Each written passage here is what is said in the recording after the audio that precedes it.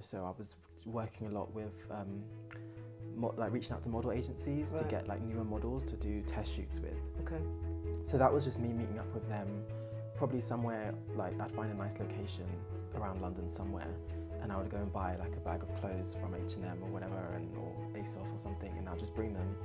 The model would get changed in the back of my car, whatever. There was no hair and makeup. It was just me and them, and like we would just take photos on the street. Yeah. And so I was doing that. Like I tried to do 1 or 2 of those a week, just to sort of build my portfolio.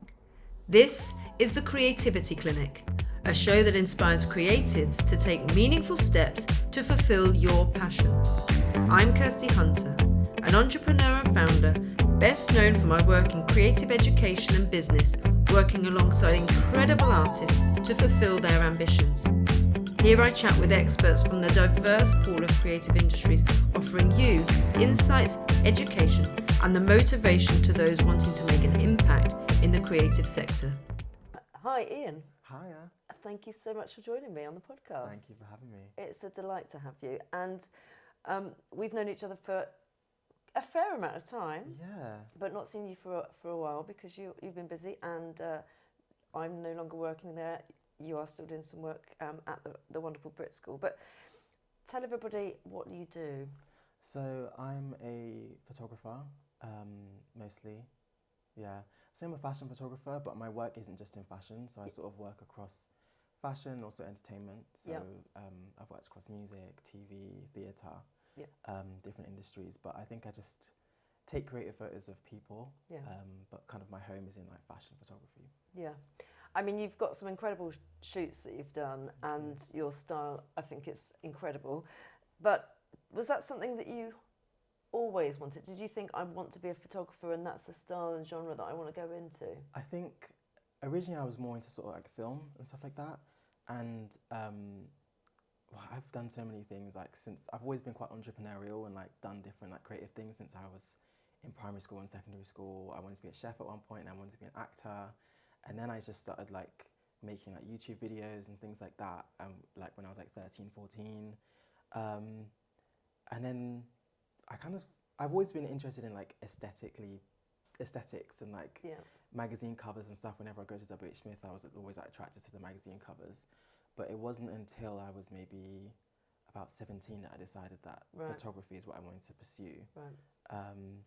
And fashion particularly because I like that side of things. I like shooting people, and I like the creativity that fashion sort of has to it. So it's just, I've always been quite creative, and then I just got drawn to fashion. Yeah. So you studied film and media, didn't you? Which there is obviously an element of camera involved in that, and the work that you do on YouTube, obviously that would have come into it. But was there much of a focus at photography at that point? Not really. I was more into film, but I was always more into short form film. Right. I was never really into like really long like narrative and stuff like that. I was more interested in like music videos or adverts or like very like short things. Mostly because, again, it's like less about the storyline and more about just how it looks and like creating something quite snappy and fast paced. And then I think that's what drew me into photography, because photography is more about that, and it's about capturing a moment, and it's quite fast paced as well. It's like you take the picture and you can see it immediately, whereas film, I find that there's a lot more pre-production, there's post-production, there's sound, like all those things have to come together. I kind of was a bit impatient really, and I just kind of wanted that like quick, like, oh, take the picture, okay, that looks great. Now there's a lot more planning that goes into shoots as well, but I still kind of get that rush when the flash goes off. Yeah. It's like, oh, we've got it. We've got a great shot here. Yeah. Yeah. Do you know, obviously if you think about lots of photographers, there will be a lot of people that are freelance. Of course, that's generally the way it goes. But did you kind of have an in with another industry before you came and went, I'm just going to go and do it on my own? No, not really. So I did film and media at Brit, and then when I was kind of doing some other business stuff on the side. I was running a candle business. I've done so many things. But I was kind of just like, because I've always been doing my own thing, I kind of just wanted to break out of like education a little bit. Right. So I didn't want to be on another schedule. I wanted to just do my own thing and figure it out. And so I decided not to go to uni. I would have gone to uni to do film, and I did apply and I did get into Ravensbourne, but I just didn't go. And I just said, I told my parents, I'll take a gap year and see kind of thing. But I kind of knew it wasn't really for me. And I never really did any other work. I've always sort of worked for myself or helped my mum out of her business, but even that was like photography and graphics and web design, and like I've just always been in that. And so since I was like 18, I've just sort of worked for myself and been doing the photography thing. So what were the early days like when you were first starting out? Because, I mean, great that you're starting, a bit of an advantage really if you're 18 and you're just launching in. But when you haven't got yet a portfolio and you haven't got clients at this point, how did you sort of start that journey of really getting yourself out there? Because you've obviously done really well to get to where you are now, and that's going to be a lot of hard work and a lot of research that you've done. But how did you find those first few years? It wasn't too bad because I've always had that sort of like, I just like to get stuff done, and it was quite exciting because I was doing a lot of research, I was watching a lot of videos, I was trying to like find like masterclasses online and watch them, and I was just learning a lot from watching stuff on YouTube, like other creators doing photography, and I was learning all about cameras and lenses and learning how to edit in Photoshop and all those sorts of things. So I kind of just jumped straight into it, and I started trying to build my portfolio. So I was working a lot with like reaching out to model agencies to get like newer models to do test shoots with. Okay. So that was just me meeting up with them, probably somewhere like I'd find a nice location around London somewhere, and I would go and buy like a bag of clothes from H&M or whatever, or ASOS or something, and I'll just bring them. The model would get changed in the back of my car, whatever. There was no hair and makeup. It was just me and them, and like we would just take photos on the street. And so I was doing that. Like I tried to do 1 or 2 of those a week, just to sort of build my portfolio, and I'll put it on my website and I'll put it on Instagram, and eventually people started to sort of come to me. So some people with starting clothing lines, or people who are like smaller musicians and stuff that want some artwork for their EP or things like that. Eventually some work started to come through, like influencers and things. So eventually work started to come through that way. But at the time I just found it really exciting. As the years went on and you start to see like you're trying to take it a bit further, that's when it started to get a bit more stressful, and it's sort of like, okay, I've been doing this for like 3 years now, where's the response? And there was a response online to the work, but when you're trying to break into industry, it's like a whole different story. I was going to say, you've got your social media following might be looking quite good, but it doesn't necessarily mean that you're getting booked at that point. Yeah, for sure. Just so people who don't know photography can understand, a test shoot is essentially where you're working with somebody and there's no pay involved, is that right? Yeah, so it's basically like a collaboration or a trade. So when models are new, they need portfolio, and me as a photographer, I need portfolio. So we both basically just do a trade where they model for me and I take photos of them, and then we can both use the photos to get more work, basically. So there's no money involved. It can sort of be as big as you want it to be, as in like you can get a whole team involved, hair and makeup and styling and stuff like that. But at that point, I was still sort of just exploring the camera, working with natural light and different things like that. So I wasn't kind of doing that. Eventually it turned into that, but when I was first starting, it was just me and the model. Yeah, because I suppose otherwise, even though you're not having to pay for the services of doing, you know, that swap that you can do, but of course if you are hiring somewhere or travelling to a location or having hair and makeup come with you, then it's still going to cost you something, isn't it? Yeah, you still end up with some expenses. Eventually I started, when I wanted to start doing more studio work, then I had to start renting studios and like renting lights and stuff like that. But at the beginning, there was no cost involved. Yeah, which is a nice way to get into it. I suppose you've also got to consider, though, without all of those things and the regalia that comes with it, then the quality of the pictures, if you look back now, I would assume that if you could redo them, you'd have everything else involved and the quality would come up. So it's almost a catch-22. It's that if you don't have those things, then the quality of the pictures aren't necessarily going to portray quite how good you are. Yeah, I think so. I think it's sort of, I think you can do a lot with not much. You can just have a model standing somewhere and take a great photo of them. It also depends on your style, but I also think if you don't have the experience of how to use everything or how to edit like, because you can just throw a bunch of hair and makeup or throw some styling onto a model and it still not look good. Yeah. Or you could have a great location, you don't know how to use it. So I think gradually building it up, it actually works out better because you can just focus on one thing at a time. Yeah. So I was just focused on working with natural light, working on posing. Then once I knew how to do that, then I can bring in lighting. Right. Then I can know how to work with a stylist and know what to add and what to take away and sort of do all of those things. Yeah. So I think maybe if I had all of that at the beginning, it would have been quite overwhelming, or maybe the pictures might have still just looked quite amateur because I've just like thrown a bunch of stuff on. Too much too soon. Yeah. Yeah, I can understand that. I've tried to keep things as basic as I possibly can. It's like, until I've learnt that, I'm not going to add the next bit in. So yeah, that completely makes sense. Talk to me about that moment that you said you're 3 years in and now you're in a better place. You've got some great portfolio stuff, but the work's not necessarily getting in. What did you do to sort of drive the traffic? I was doing everything. I was like coming up with different marketing ideas. I was always staying on top of my social media. I was making like content as well on YouTube, so I was showing like behind the scenes of the shoots as well, just to add a different perspective to it. I was sending loads of emails. So I was doing LinkedIn. I was following people on Instagram. I was sending physical mailers out to different offices, like printing my portfolio, making like little, kind of like a booklet type thing and posting that out. Yeah. I was hanging outside of people's offices, like seeing who comes in, who goes out. Like I was doing everything I could. Yeah. Yeah. And just bumping into them like, hi. Trying, but even then, you know, I bumped into some people from Vogue and it didn't really go anywhere. Right. So it's like I was literally doing everything I could, but I think maybe what I should have been doing is just focusing on the work and the people will come. Yeah. I think that's now, let's keep shooting, I think.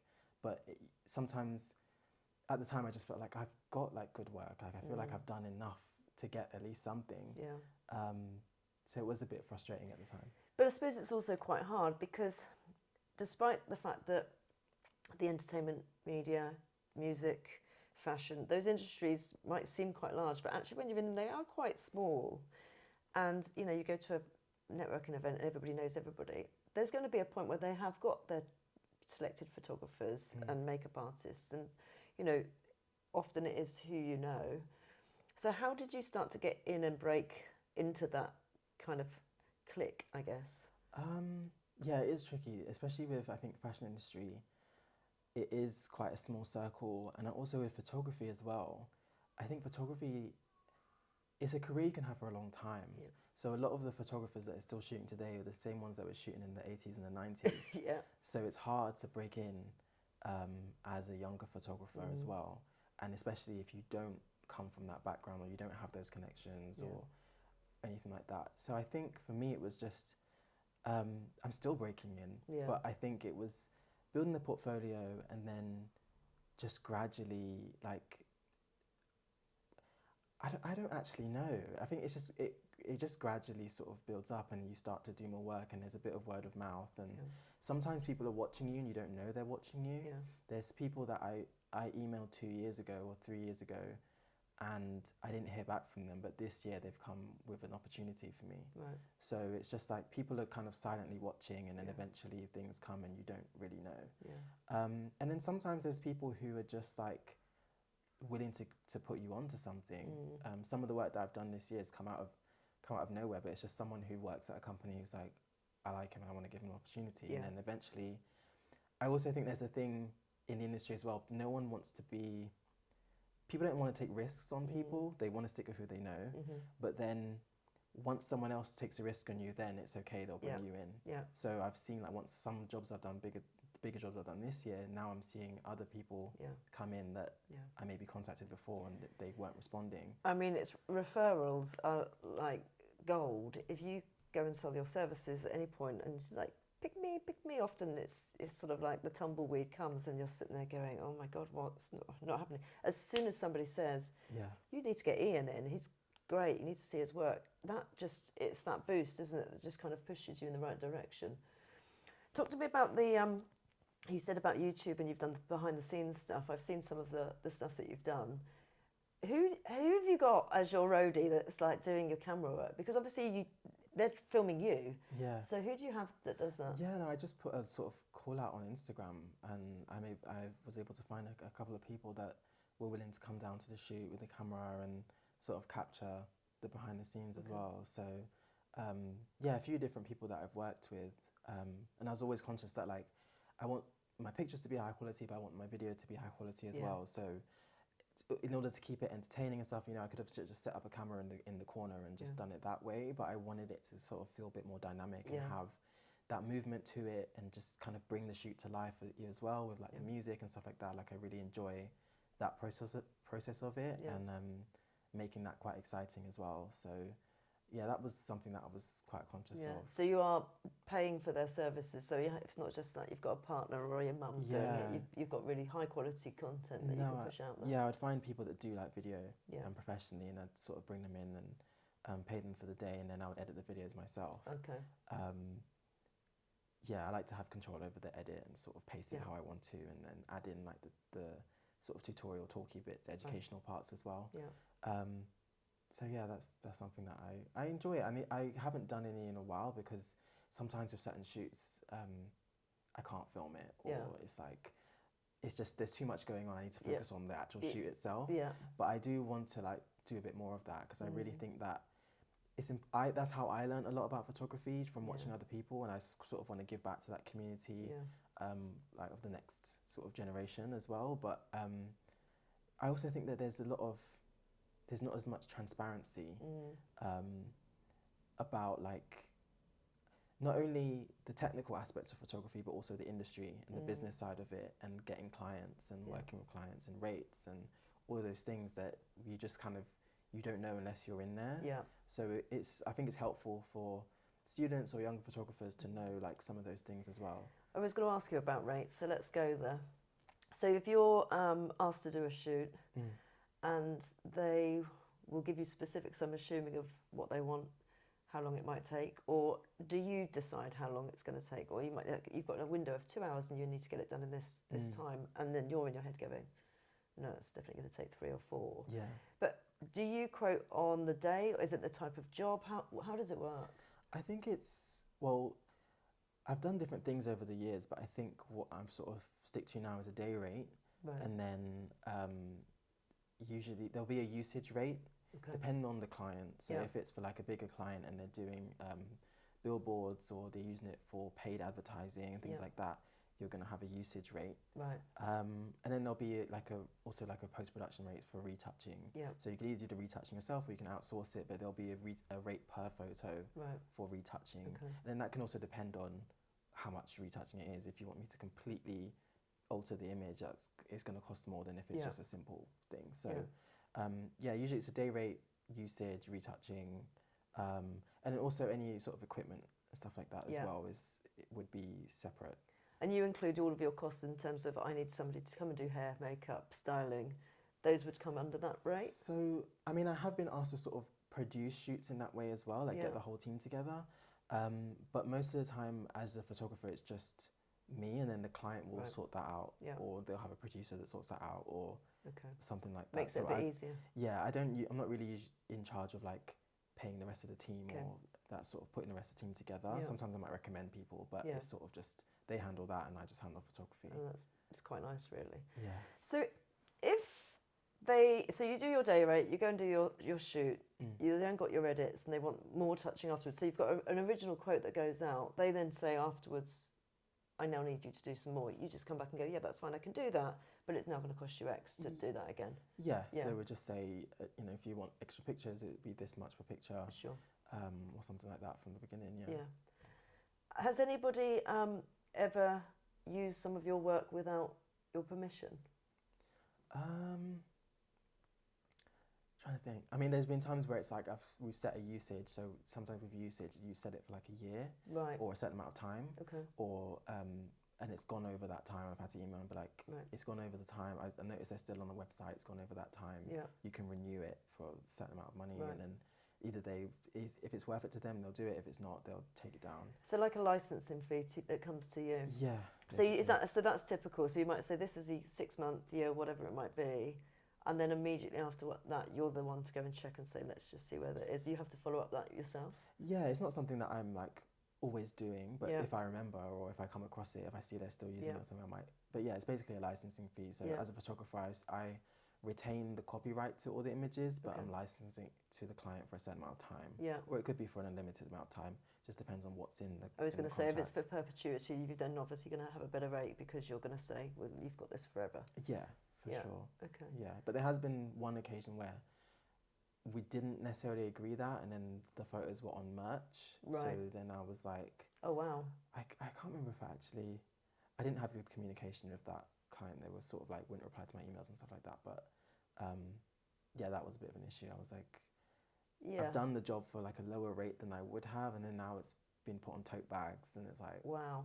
Yeah. Yeah, that's quite interesting. So did you sort of have a knowledge and understanding of like the legal side of things when you first went in? Because there's quite a lot to really get your head around, isn't there? Yeah, I mean, rough idea. My mum has always run her business. She does events, so it's kind of different, but she's always had her contracts in place, and her deposits and things like that. It doesn't always work like that. In particular, like you usually get paid after the job, unless there's any upfront costs. But I kind of had a rough idea of that businessy side of things, but I haven't always been great on enforcing it.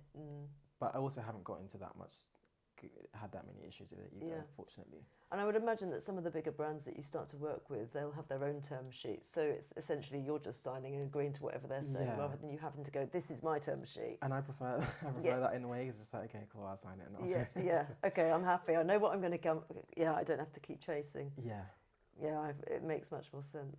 What's the biggest thing that you feel like that you've done that you went, I love it. That was the best shoot that I've done. Best shoot that I've done. I mean, it's tricky because there's always like, I would hope that things get better. But I mean, this year I've done some really cool jobs. I've been working with ITV, so I shot the Love Island campaign this year, which was really exciting because it just came out of nowhere. Yeah. Like I was kind of in a down spot at the time. Like it was like April time, and like things are a bit quiet. Yeah. And I was like, oh, what's going on? Like there's nothing coming. And then I just got a random email from ITV, and I was like, is this even real? Like what?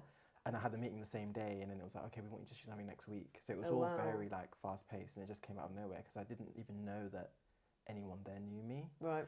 And I've watched the show over the years. I don't watch it every year because it comes every day. And I know. But I've watched it over the years, and I've seen the photography and people comment on like how the islanders are captured, because that's a big thing, like how people look on that show. And like people often comment on the photographer doing them dirty. Like people on Twitter are always talking about like they don't like catfishing allegations and stuff like that. Like they don't look how they look in the photo, or they look better on the TV than they do in the pictures. Yeah. So I was kind of went into it like, okay, what can I do to sort of improve it or do it in my way? But yeah, I really enjoyed that job. It was literally like 5 days shooting all these different like islanders, and it was cool to see a production of that scale as well, because it's not just the photo shoot, there's also filming all the VTs, and they're doing like, there's a huge team behind it, and it's all like, everything has to be top secret, and everyone's on walkie-talkies and like trying to coordinate all of them around each other, and it's like they can't meet before they get on the show and stuff like that. So that was a really cool experience. Are you allowed to, so you've obviously got the subjects that you're taking the shots of. Yeah. Are you allowed to take photos of other things around as well? Or is it always like, this is the brief, this is what you can do, you can't take any other shots? So,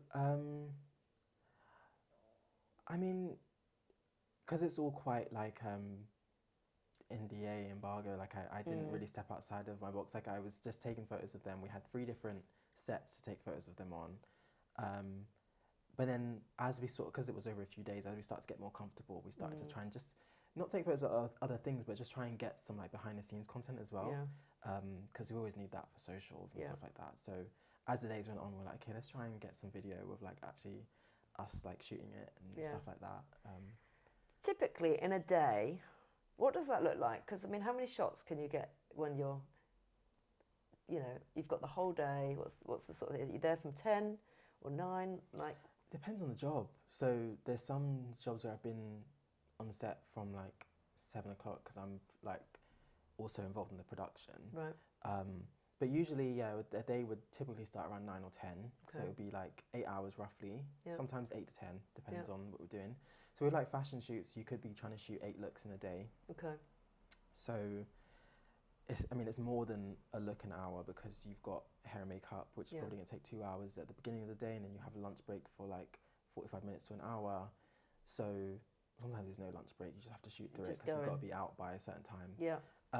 But yeah, you're trying to shoot like 8 looks in a day, typically for like a fashion story or something like that. So yeah, usually it's like a 9 to 5, 10 to 6 kind of thing.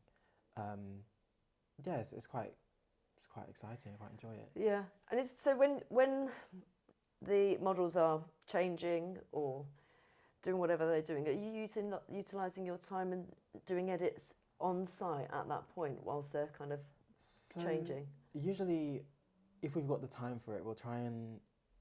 It depends on what we're shooting. So usually we'll have a setup, but if we're shooting 8 looks, we don't want them all to feel the same. If it's for like a fashion editorial, you're probably going to change the background, change the lighting, things like that. So usually we'll set up the first one, do test shots. The model will come on. We'll get the shot as quickly as we can, and then they'll go and change. We'll set up the next one. We'll have to test again, make sure the lighting's good, so that when they come on set, we can just get the shot straight away. So usually in between looks, I'm probably changing the lighting or changing the set or doing something like that. We do sort of edit on the go as well. So we'll do some like sort of color grading or adjustments to the images so that we can see what it looks like, get a good idea of what the final image is going to look like.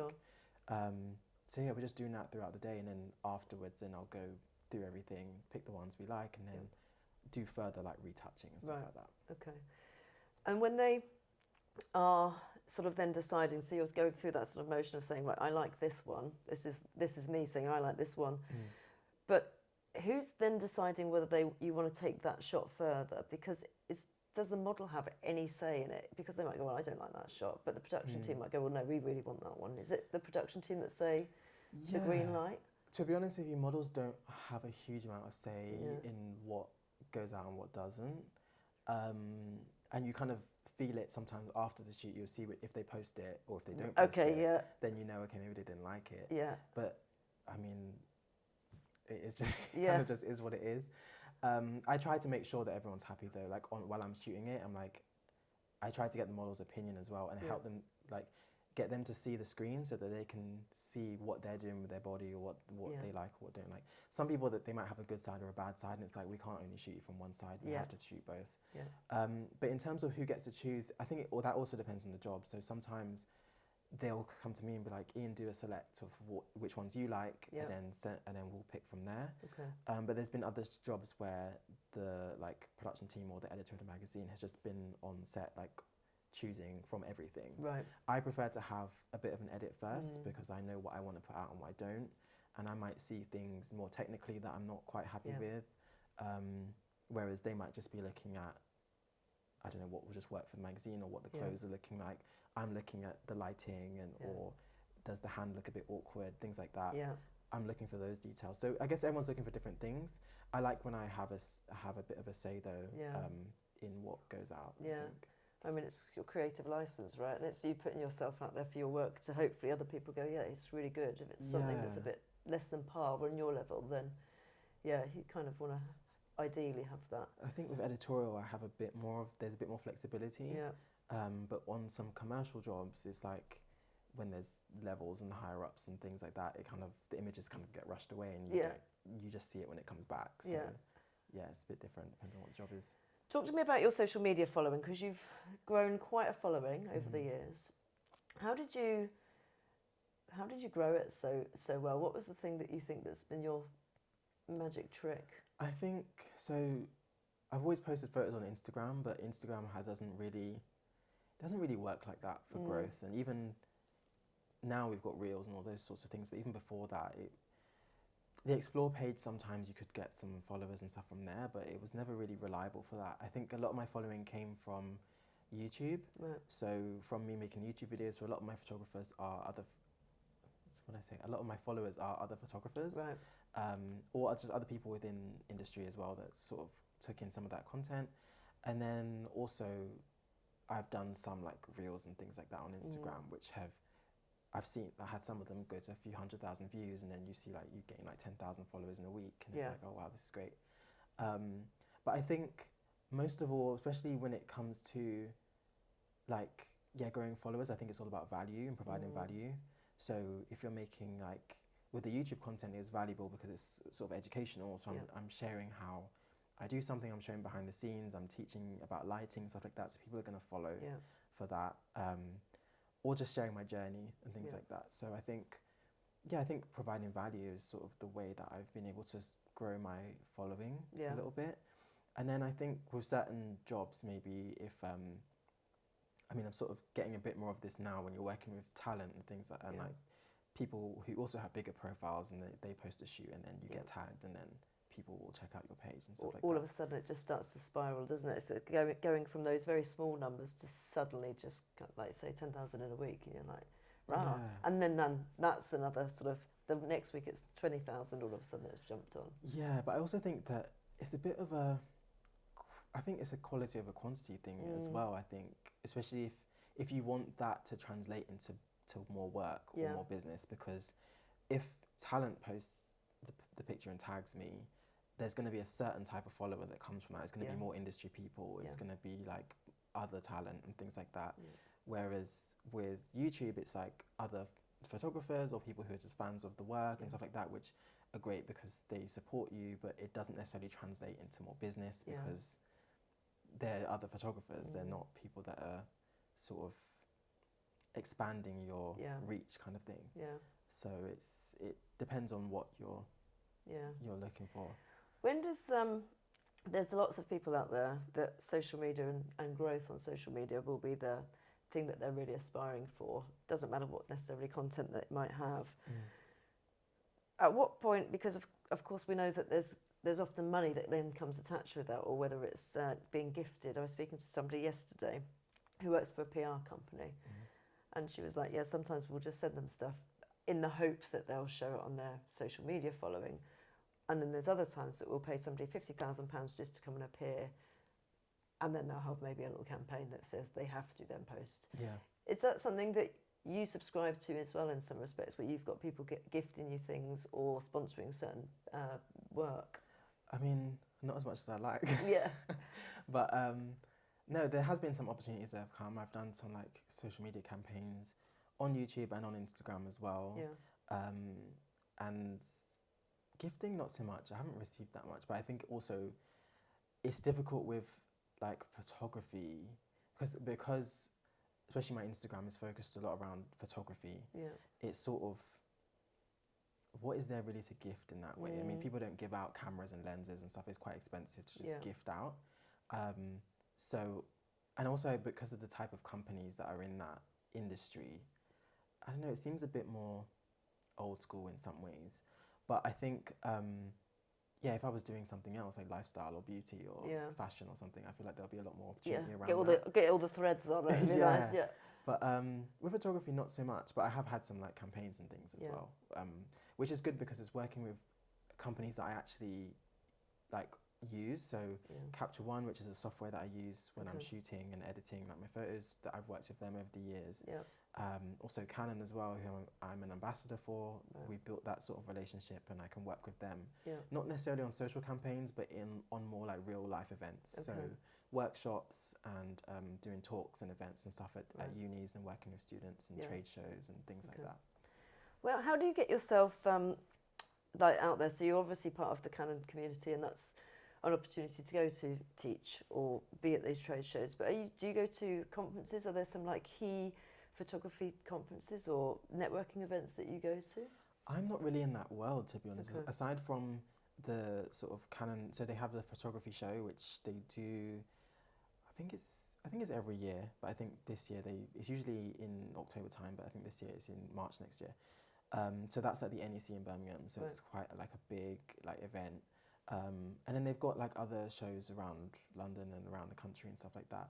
So unless I'm really talking at one of them, or I'm representing Canon or the brand at one of them, I'm not really too in the world of like conferences and events and stuff like that. I find that with photography as well, there's a real mix of people, but I don't necessarily know if they're my people. Okay. There's not a lot of representation in the fashion world at all. Even when I do go to them, there's not really much fashion representation. Yeah. It's a lot of wildlife, a lot of landscape, architecture, different genres. Yeah.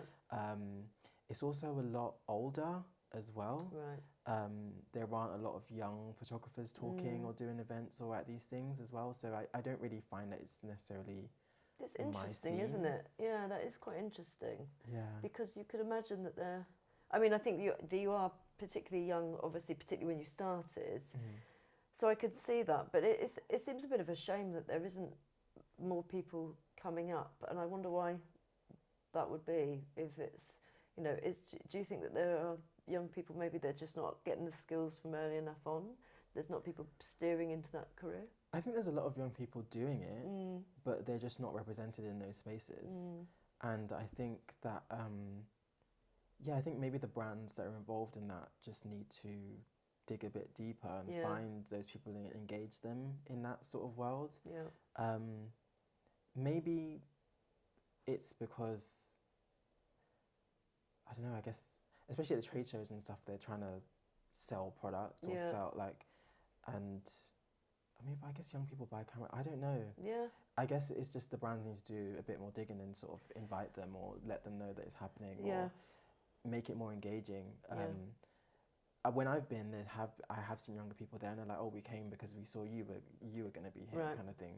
But most of the time, there's some events I've gone to and it's not been my target audience at all. So tip for anybody that's running an event in that world, then you need to think about who you've got hosting and being on the platform, because you're going to then suddenly start to attract a lot more younger audiences. Yeah, for sure. And sell more shit. Yeah. It's mad, isn't it? I wanted to ask you, so I was with a friend of mine yesterday and we have to get a selfie, and then really noted, and I went, oh, it's going to be awful. It's going to be awful because her skin tone is very different to my skin tone. How do you make that work when you've got two people? So you've got somebody who have person of colour, black, brown, and then you've got a white person next to them. Ordinarily, and at home, it just doesn't work. How can you make it work? Give me some tips. Well, usually I'm in a studio with loads of equipment and we've got loads of things to play with. So we did the shoot. I did the shoot for Big Brother, and I was shooting with AJ and Will, who were completely opposite skin tones. But we factored for that in the lighting. So there's things you can like put in front of the lights so that it's sort of I would light for the darker skin tone and then add we call it a net, and it goes in front of the light, so that sort of balances that out. So it kind of cuts some of the light so that if you've got a lighter skin tone, you're not overexposed. Right. So that's like how I would do it on set. That's what I need. I need a net. Yeah. At home, I don't know. I don't know. I think they probably have some sort of like, I think they're working, like Google and Apple probably have some sort of AI thing in the phone now that they can probably use to, you take the photo and it sort of automatically just balances things. I'm sure that need that. Either they're working on it or they've got it, but they need that. Otherwise it's a bit of spray tan just to kind of make sure you're not completely washed out. But yeah, I think it's definitely a problem. So yeah, the AI needs to get sorted. Yeah. What's it like? So most of your shoots are in quite a controlled environment where you're inside. What's your experience of doing stuff outside, and how do you find that with lighting particularly? Well, when I started, I was more outside. I was working with natural light. But now, because I'm more particular about lighting, even if I'm outside, I kind of want to add a bit more light here or there. Yeah. So I don't get the opportunity to shoot outdoors as much as I would like, or on location. I enjoy shooting, not necessarily just outside, because I don't find the UK that inspiring to shoot outdoors. But I like to shoot on location, like if someone can book a location, like a location house, or we've got like a cool, like in a museum or in a castle. So like I would love to like do more stuff like that. And when I have had the opportunity, it gets a bit more tricky to sort of balance the lighting, because you are mixing natural light with artificial light. Yeah. You're working in maybe more confined spaces where the ceilings aren't as high, or you don't have as much floor space. So it's a challenge, but I think it's really rewarding when you can get it right. Yeah. And make it look atmospheric. Yeah. And like it feels like, it doesn't feel like it's been lit. It just feels right. It feels atmospheric. It feels cinematic. Yeah. I like when I can do that, but unfortunately it's not as often that you can do it. I think budgets, it's expensive to shoot on location, a lot more than a studio. So I think that is probably the main factor. Yeah. Probably. So yeah, a lot of stuff ends up being in studio. Yeah. And have you done anything overseas? Has anyone booked you and gone, we need to fly to the US or? Unfortunately not the US, or not that far. I have done some work in Paris, right. Which was really good. So I think it was 2020 actually. I said like I really want to shoot abroad, like I really want to do this. And then obviously the pandemic hit and it was like we can't travel anywhere. But fortunately at the end of the year, so it was like December, we were able to travel. It was before like the third lockdown or whatever. And a brand from Paris actually found me on YouTube and they'd seen like my behind the scenes stuff and they were like, we really want you to shoot our campaign. So I went over to Paris for like 2 days and then we shot a campaign over there. It was in the studio as well, so it was like I went all the way to Paris to go to a studio. But it was still a good experience traveling for work and I really enjoyed that. I'd love to do more of that as well. But again, budgets. A lot of the time when it comes down to like shooting something internationally, it's like, oh, we're going to work with a local team, or you know, the whole team from the brand can go, but we'll find a local photographer. So that's happened. I was supposed to shoot a campaign a few months ago, but that didn't end up happening just because of budgets and stuff like that. And I guess, I mean, fortunately you live in Greater London, so the access to probably a lot of the industry is quite convenient. Do you think that anybody else coming into the industry really needs to think specifically about where they're based and where they're living if they wanted to get particularly into fashion or entertainment? Yeah, I think so. I think a lot of the brands are based in the cities, so I think obviously London has loads of like fashion brands and where all the magazines are based and things like that. Also Manchester is really good if you're looking more at like e-commerce or like those sort of like fast fashion brands and stuff like that. A lot of them are based up in Manchester, so there's opportunity to work up there. I have seen a lot of people talking about like other parts of the country as well, like Liverpool and stuff like that. I'm sure there's opportunities in other parts, but when I do go to travel around and I do like talks in different places, I've been to like Cardiff recently and I've been down to Bournemouth and like other places. I met with students. They're like, there's not really much going on around here. Like, they asked me as well, like, should I move to London? Like, I'm thinking of moving to London. I think you need to be where the work is. And I suppose it's kind of a bit of a catch-22 because we're talking about the fact that, you know, in the early days, you're probably not going to get huge amounts of work or a lot of cash coming in, and then the cost of living in London is not as easy as we might like it to be. Let's just go back to COVID, because that was obviously a time for everybody where it was quite a different world. But as a photographer, where you can't be in places and people can't get together, did the work just completely dry up?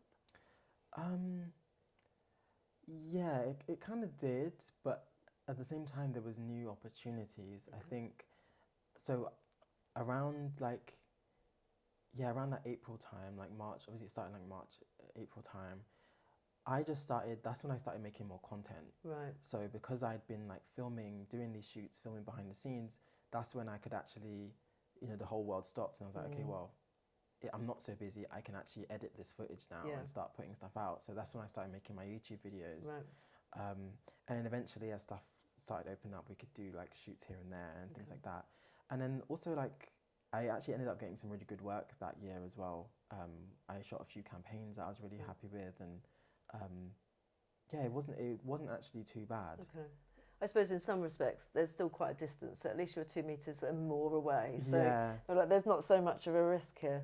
But yeah, it was a scary time. But that's good to know that you're actually making use of that time and then doing the video editing, because that takes a long time.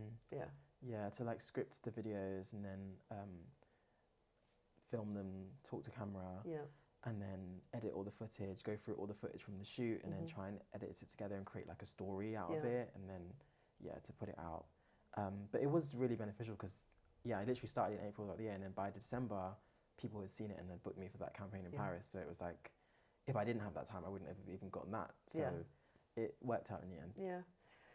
I've seen in your videos, you're talking directly to camera. It's very natural. It doesn't seem like it's scripted. Is that because, I mean, and obviously the knowledge that you've got, you're talking about something that you're really passionate about and you know really well. Have you got one of those kind of like scripts that run down your screen? I wish I did. No, I usually just have, I'd kind of script what I want. That's how I work best. I kind of script what I want to say, and then I will try to talk in sound bites, kind of. So I would, it takes a while for me to sometimes get it. Sometimes it just rolls off, but it just depends what headspace I'm in, and like if I've got like I'm trying to rush it or whatever. But I kind of usually script it out in my notes and then sort of just say everything in chunks and then cut it together rather than try and do one long take of trying to say everything. Yeah. And I guess the benefit for somebody who knows how to edit really well is that the edit then looks actually really seamless throughout. I know that my edits are not always quite as seamless. It's a learning curve. I guess, I mean, they always come across really well that you're just literally fluidly speaking to camera, and I think it's quite impressive to be able to kind of hold that length of time to be able to just kind of speak. But then, like you say, actually it's a good tip, sound bites. Yeah. So that you can then just cut it. Just speaking in sound bites, and I've got all the B-roll footage to put over it, and then I like play with the music and like make like peaks and stuff in the video so that it feels quite exciting. So yeah, it's editing magic. Yeah. It's expensive though, right? So I'm, you know, whatever sort of software that you're using, but there's multiple softwares that you're then having to bring together, whether it's the music that you're then bringing in and making sure that you've paid for the rights and that, the actual editing software itself, the monthly subscription. There's certain things that you can then do that will kind of help to clean and cut beforehand. Like, it is quite an expensive process before you've even made any money, right? Yeah, for sure. I mean, I've had so many subscriptions. I was doing my accounts the other day, and I was just going through, and I'm just seeing like every month I'm paying for these things. So I had to, it actually reminded me to go and cancel some of them. Yeah. Because I'm paying for music licensing. I'm paying for like, also like any like graphic assets and stuff like that. There's places where you can get assets to put on the screen, like your little subscribe things, and like you can get them pre-done. So I'm paying for like that, and the editing software and all that. So it can be a bit like expensive, but I've done it. I sort of built it up over the years. So when I started, I didn't really have all that. I just had the software, and then eventually I sort of added some of those details. I was using like completely royalty-free music before, like that, and the quality of the music wasn't good. So I knew, okay, I want to pay for a music subscription so I can get music that doesn't cheapen the video. Like I wanted music that actually sounded like real music. But yeah, it's an investment. I think it does return eventually, even if it's not necessarily like you're making loads of money off of ads or whatever. But if you're putting out quality stuff, I do believe that it will return because people recognize the quality. People can recognize quality in work. So I've always been one to like invest in my stuff. Good software. What's the you know, you're obviously in fashion entertainment world. Would you ever diversify that, or is that a really bad idea in the industry? Is it that you kind of find your niche and that's where you sort of stay in your lane? Or do you find that people do, you know, if somebody said, oh, I mean, as a mate, they might say, will you do my wedding photography? And it would be like, no, I can't do that, I don't do that. Is that, basically, are you sort of staying and going, this is my niche, this is my lane, or actually maybe I can diversify and go and include pets or something? I think when I first started, I was doing a bit of everything. So I was like, when I was doing more video stuff, I was filming people's weddings and stuff like that, but just not really that's what I wanted to do, but it was paying, and it was like, I'm starting out and I'm investing in equipment and stuff like that, so I might as well do the job. I think in order to like really break through, I think you have to stick to one sort of thing. Obviously taking on other opportunities as they come, but stick to that one thing and really build your personal style, build your network within that one like industry, or like, I think that gets you a lot further than just spreading yourself too thin. And I think also it helps when it comes to like potential clients as well, because you're not causing any confusion. Right. I think it's okay to do the other jobs if you do want to like do fashion and also do weddings. That's fine, but like keep them separate. Don't put weddings on your fashion website or put them on the same Instagram, because that's just confusing.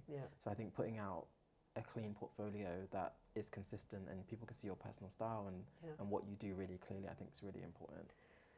Yeah, no, it's a good piece of advice, because I think actually if you are spreading yourself too thin, again, it's like if you want somebody to book you, they're going to go, well, hold on, what does this guy do? Like everything. And, but actually I do something and I'm doing it really well. What sort of, if you would like, I really want to work with this company. I mean, you said like you'd hang outside Vogue and stuff like that, and that'd be pretty cool, right? What sort of things would you really like to do? Like in 5 years' time, you can say, this is what I've got on my docket. I mean, yeah, definitely Vogue. That's always been like the one for me. Yeah. Particularly British Vogue. I think that just because it's like it's home. Yeah.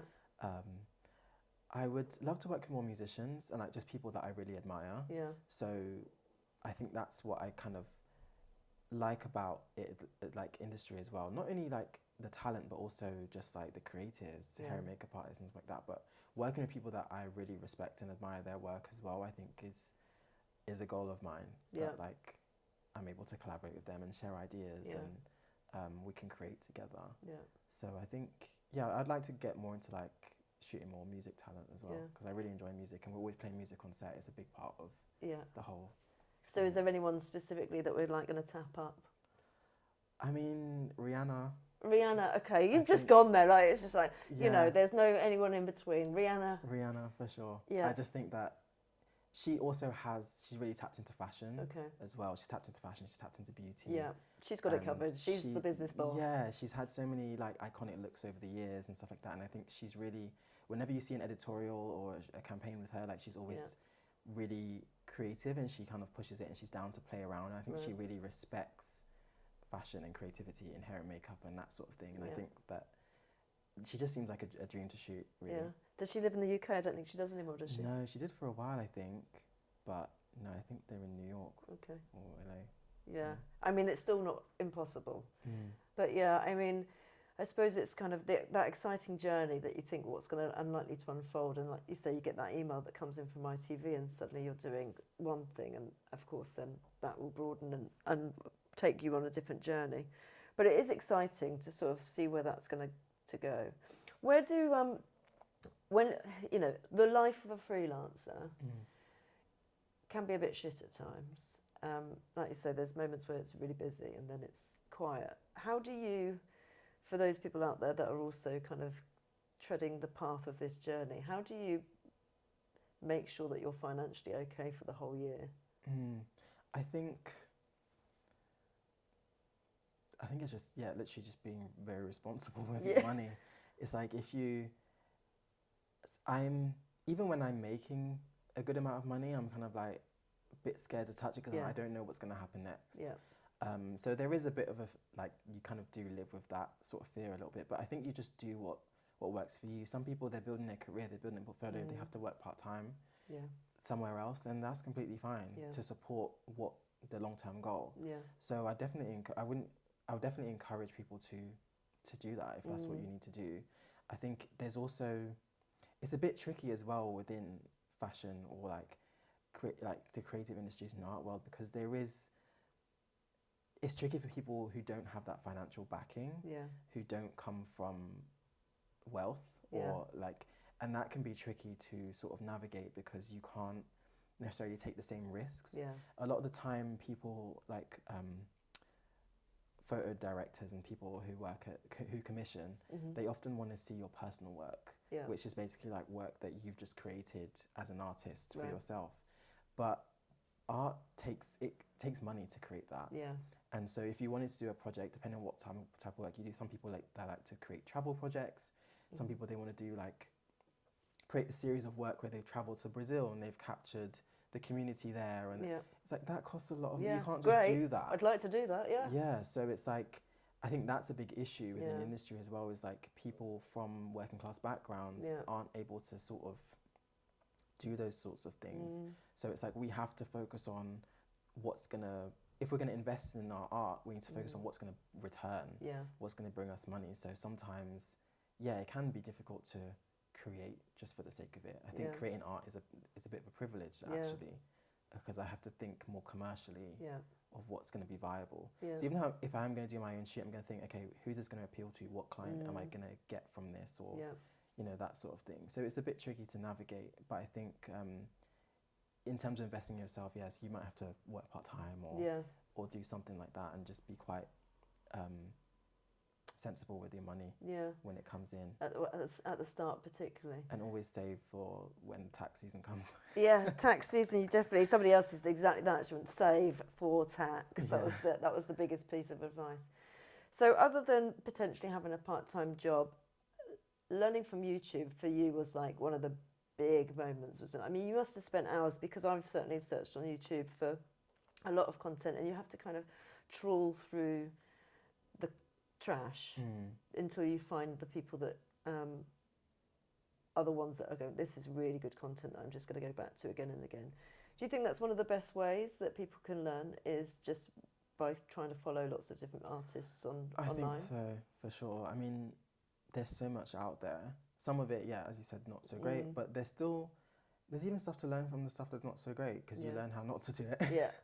So I think, yeah, definitely YouTube was great for me, and that was like 7-8 years ago. Yeah. So now there's even more. Yeah. And you've also got stuff on TikTok, people who are doing photography stuff on TikTok as well. Right, okay. So there's just more and more content to sort of look at. And then also, if there's any photographers that you like, some of them have like masterclasses or courses on some of these like websites and stuff like that. But also, you can just learn a lot from studying the photographs themselves, which is what I used to do. So I'm looking at the photograph and I'm looking at where the lighting is coming from. Right. I'm looking into the subject's eyes to see, okay, I can see the flash of light here. I can see one down at the bottom.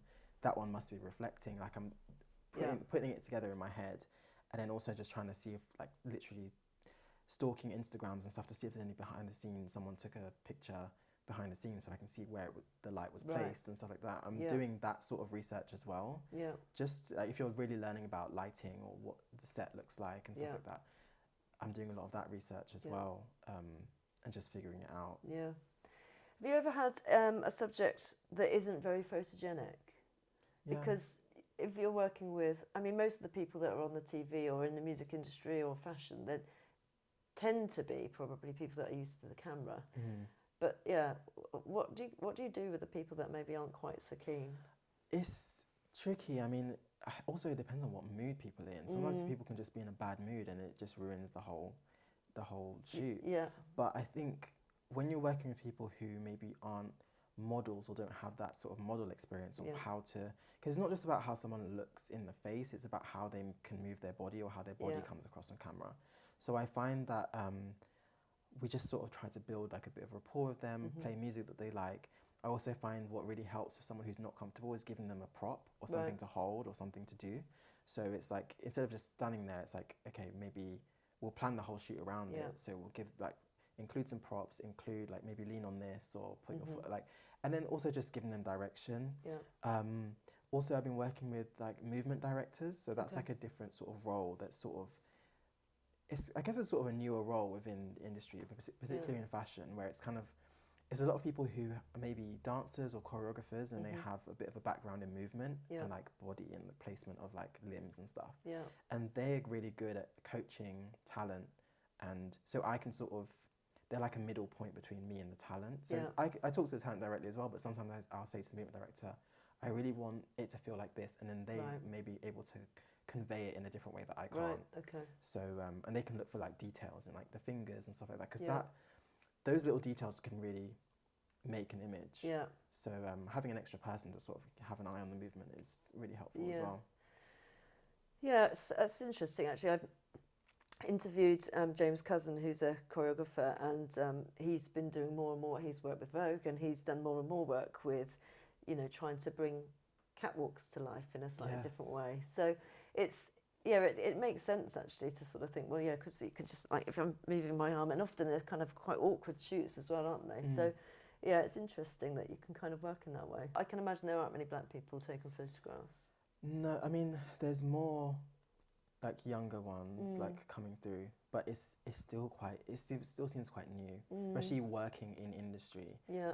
I think maybe in music there's more, because we've got that sort of like, you've got different genres of music. Yeah. So I mean, especially in the UK and the US, like rap music, R&B, like a lot of those genres which are sort of centered in like, they're a lot more diverse. Yeah. They come from black people. There's there's a bit more diversity in that area. But in terms of like fashion, and yeah, it's still not that great in front of the camera, and also especially behind the scenes. It's not great, and also in TV as well. It's not great either. Really? But I think it's not only just a race issue. It's also a class issue. Yeah. It's people from working class backgrounds, and there just isn't that representation there. Yeah. And I think it's kind of what we've been speaking about in terms of like the whole freelance lifestyle. It's not really great for people from working class backgrounds. I think also maybe culturally as well, there's a sort of thing where it's like, it's a bit more of a risky career path, so some people don't go down it. Yeah.